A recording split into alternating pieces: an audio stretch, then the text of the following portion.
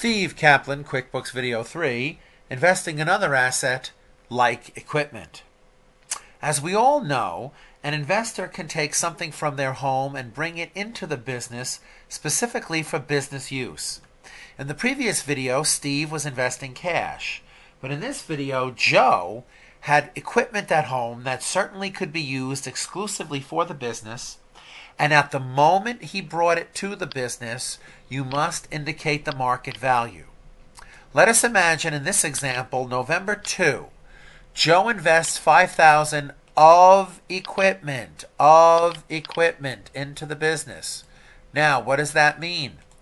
It means that at the moment Joe took the equipment and brought it to the business and declared that from this moment forward, this equipment will only be used for the rock company, then you must find the fair market value of the equipment at the moment it's invested.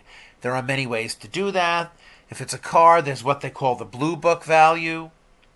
If it's a home, you can call an appraising company. You can always get an asset appraiser or use your judgment as long as the partners agree. So let's take a look at how this transaction would be recorded. Now, you may well notice the account called equipment is not yet in our trial balance. Now, that is because we have not put an account called equipment in the chart of accounts. List chart of accounts. Now, we obviously need an account called equipment, and we need the type to be fixed asset. Account new, this is a little different from Mac. You're supposed to choose the account type. In this case, fixed asset. Fixed asset. Equipment would be an asset that you would keep over time. So account new, and the type would be fixed asset, and the name would be equipment. Oops.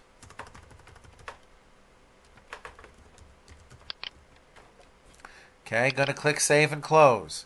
Equipment, this is a fixed asset. Now notice it's not yet on the trial balance because we have not used it in a transaction, but we are about to invest equipment into the company. And obviously when we finish, equipment will show up on the trial balance for the first time as $5,000, and Joe's investment will have increased by $5,000 to a $7,450. Of course, we're going to make a company general journal entry. Okay, and we'll date this one November 3rd.